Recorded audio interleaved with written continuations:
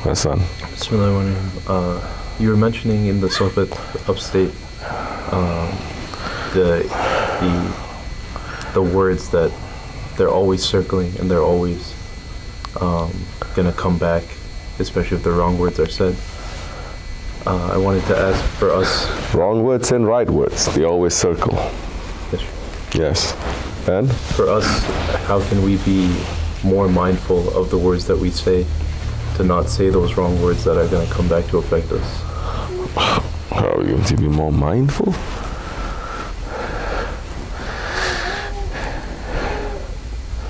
Every word that everyone says, passing from the tongue, it is not disappearing into the air. أعوذ بالله من الشيطان الرجيم بسم الله الرحمن الرحيم Hasbunallah. You may say a couple of words, inshallah. For sake of tradition, our way is founded and is continuing through sohbat. For those who want sohbat, they're going to listen. Those who don't want sohbat, is not going to change anything from your life. Those who wanted changes from their life, they found that Prophet, they followed him, and that Prophet brought them to the highest station. Those who don't want that guidance, they found their Prophet and they reject him. They found that Prophet and they pretend to become munafiq to him. They don't go to the highest level, they go to the lowest level. This way is continuing with sohbat. You take the sohbat and you put it into your lives, you're going to see changes. You don't put it in your life, you can be sitting in sohbat for 20 years, 40 years. You're not going to make one step in the way of tariqat.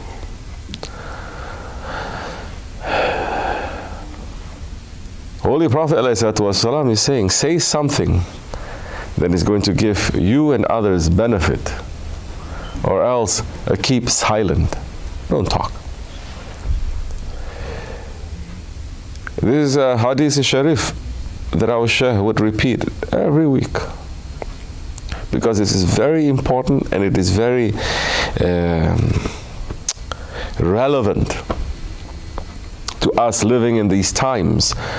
That if you are running to get so much knowledge about everything, they're pushing all our children, Muslim children. No, you must run to learn fiqh, you must run to learn tajweed, you must run to learn aqidah, you must run to learn Quran, you must learn, running after all this external knowledge that they are swallowing, just like that.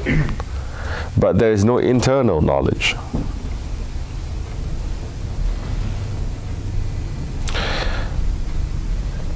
Because the Prophet ﷺ saying, O my nation, take care of these two parts of your body. What is between your jaws and what is between your legs. If you take care of them, if you know how to use it, you may enter into paradise through any door that you want. How important is this? That if a man is not knowing how to use what is between his jaws, his tongue, and what is between his legs, his private parts, that definitely these two parts in Ahir Zaman, mankind is using anywhere, to anyone, in any place, in any time that they want. Especially what is between the jaws, the tongue. It used to be maybe reputation saying women talk too much, women they gossip. No longer, man is catching up more than that. We have now everyone interfering into everything, especially with this social media, with the internet, everyone interfering into everybody's business, into everything, whether they have knowledge or they don't, whether they have permission or they don't. Someone is just going to say something that they found about either about an imam, an awliya, or about the Prophet ﷺ. You don't even know if that one has a ghusl.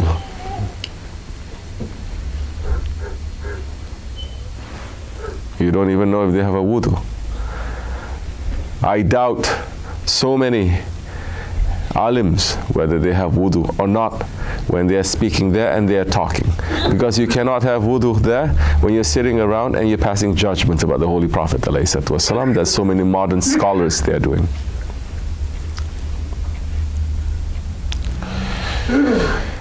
So saying something that is passing your limits.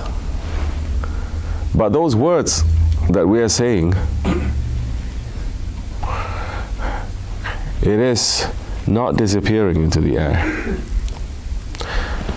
The words that we are saying, it is circling around in the universes, in the galaxies.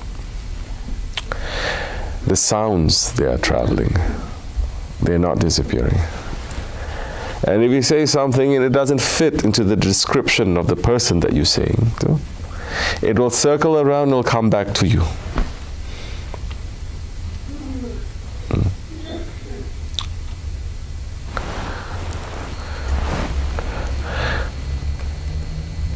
One of the things that is very important in Islam,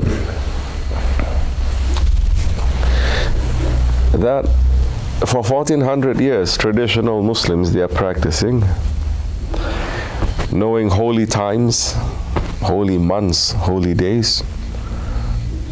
What do? They practice iktikaf. What is iktikaf? Today's knowledge, iktikaf is just entering into a masjid and making nawaitu iktikaf.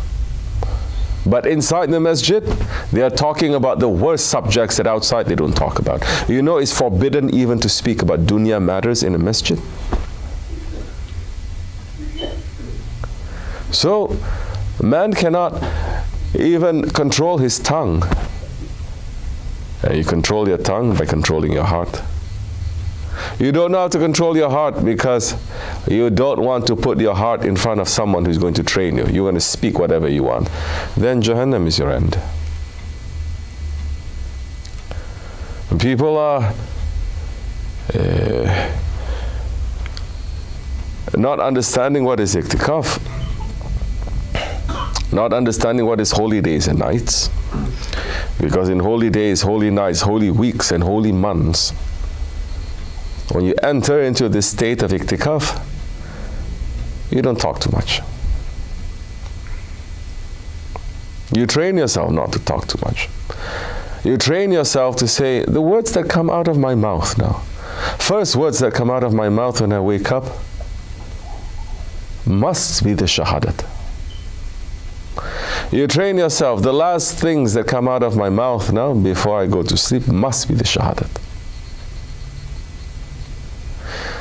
You are careful what comes out of your mouth because you know your Allah is watching you. You know that your Prophet is watching you. You know that the awliya Allah, they're watching you. Your Shaykh is watching you. And you're sitting down every day to say, what did I speak today? What did I speak? These words, they reach to whom? These ones, they help this one, or it cause harm to him? The believer sits and thinks. The believer is the one who thinks. And Allah praises the ones who think. And Allah curses to the ones that He has given the aql and is not using it to think.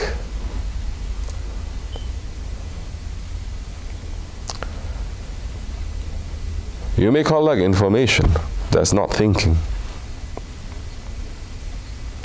You may go and memorize things, that's not thinking.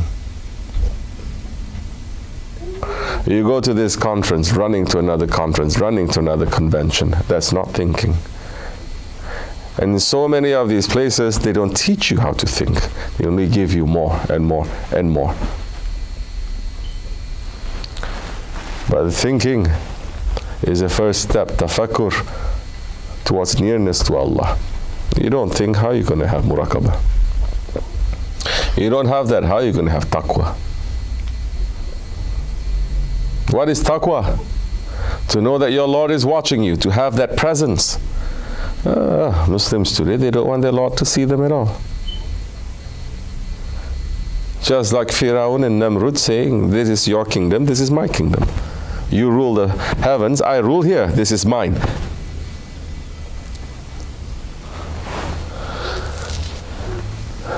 So we don't follow the traditions. To sit and to hold your peace.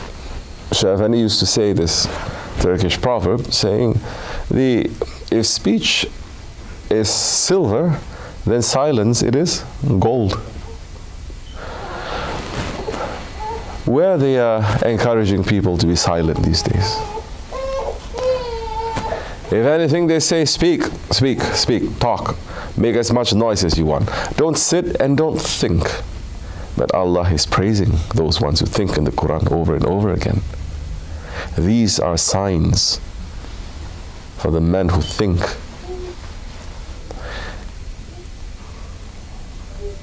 Associations where they're going to make you to sit and to think, very few.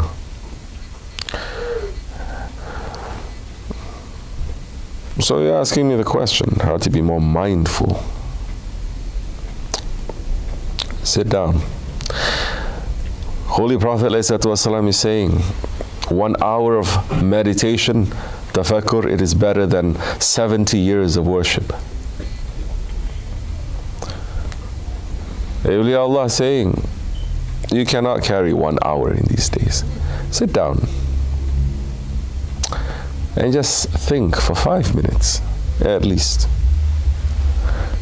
Because we're very busy these days, running after the dunya, running after the desires, running after this false passing world, that even if something is openly a warning from Allah subhanahu wa ta'ala, Muslims are being trained not to think. This is punishment from Allah. No, don't say it's punishment. It is only the weather. This is punishment from Allah. Don't say this is punishment. This is just disease.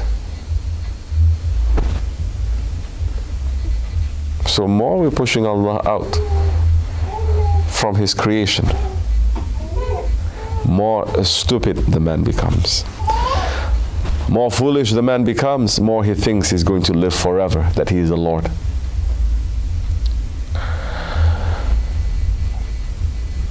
We're asking Allah to save us from that kind of foolishness, to give us more faith, inshallah. We're asking Allah to make us to have the power to be able to think, to be able to meditate, to be able to understand, and to be able to give shukr to whatever that He has created, and to be around those ones who can think. May Allah remove the arrogance from our hearts, and the stubbornness and the anger and the jealousy. May Allah remove the zulm from our hearts, and take away zalim people that are around us. May Allah forgive me and bless you, inshallah. Wa min Allahu tawfiq al-Fatiha.